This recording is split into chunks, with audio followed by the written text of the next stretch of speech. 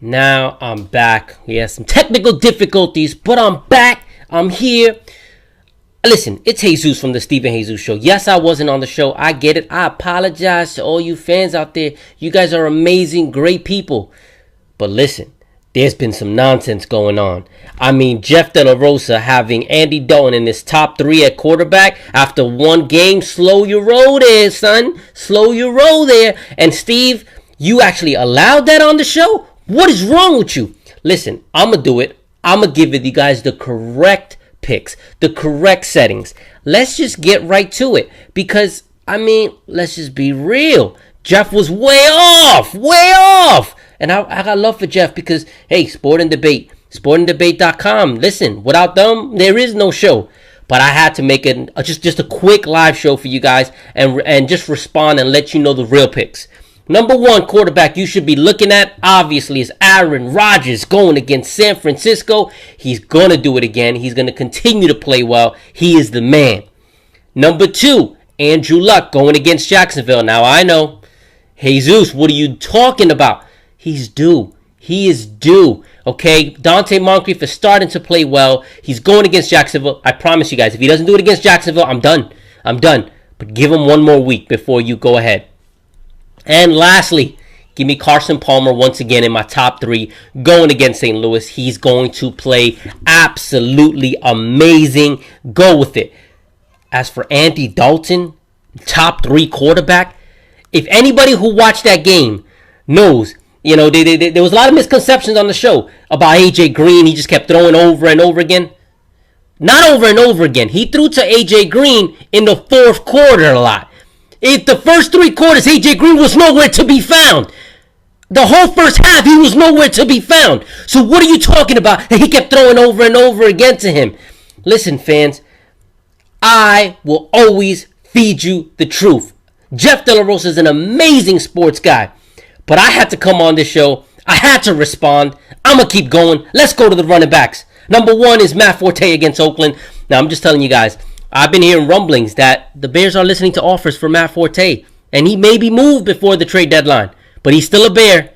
But he's going against Oakland. I'll take Oakland. I'll take him going against Oakland all day, every day. Give me Matt Forte. Number 2, give me Latavius Murray going against Chicago. Chicago's just a horrible defense. And they just traded away Jared Allen. Adios. Latavius Murray, another 20-point week. Book it. Put it on the board. Let's go. And then I'm going to go. People want me to go with Adrian Peterson. I could go Adrian Peterson. But I'm going to go Eddie Lacy. Because Eddie Lacy showed me something last week against a tough defense. And now he's going against an easier defense in San Francisco. Give me Eddie Lacy, number 3. I'll put AP number 4. So AP is not a bad choice. Not really a bad choice, guys. But not my top 3. Can't do it just yet. Then we got receivers. Give me Randall Cobb. Randall Cobb against San Francisco. That's where it's at. Do it. Do it. Do it. Then I'm going to go with, give me Mr. ODB. Odell Beckham going against Buffalo. Against Buffalo. Yes. Jesus, what are you talking about going against Buffalo? Are you nuts? Newsflash, fans.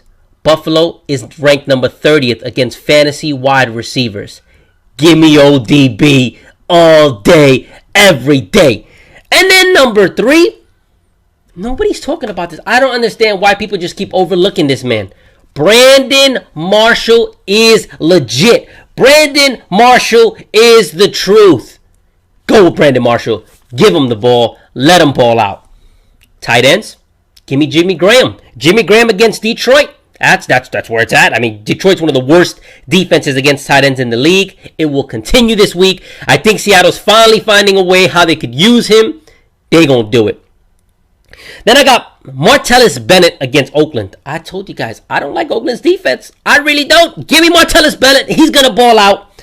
Then you got Travis Kelce going against Cincy. Listen, I'm just a Travis Kelce fan. I believe in Travis Kelce. He's going to get the ball because Lord knows Alex Smith cannot throw past 20 yards accurately for nothing. Even though he finally threw to a wide receiver. Yeah, so, hey. And he threw a touchdown pass to a wide receiver. Good job, Alex. Still not believing in him yet, though. Then we got our defenses.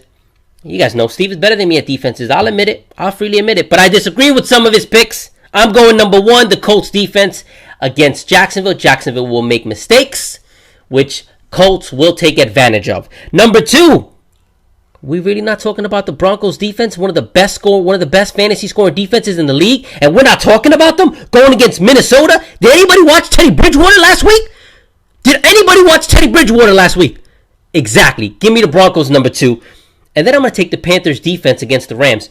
Just look back at what Steve said on the show. Steve was 100% right. That's one of the best defenses out here. Yes, absolutely. Give me Carolina at the Bucks. And Steve said it. He's a Bucks fan, but he keeps it real. The Bucks, they turn the ball over quite a bit. Give me that. Then now we're going to go to sleepers and overhyped. But I have one thing I got to regulate on.